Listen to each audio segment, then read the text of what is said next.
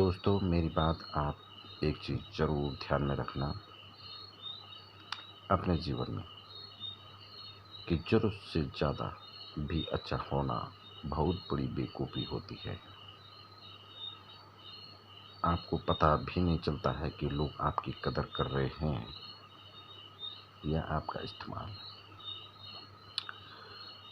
अच्छा होना है लेकिन सीमित पर दौर सब चीज़ बड़े होने जन की अतिमति लूण भी बढ़िया नहीं होने और अतिमति मिठो भी बढ़िया नहीं होने। इन्हें अतिमति भलो भी बढ़िया नहीं होने।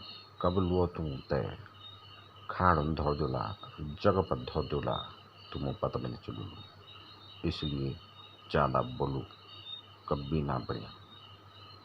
ज़्यादा भलो बढ़ा तो नुकसान मरोला। लो बांधा ढाजी और बांधा बिल्कुल।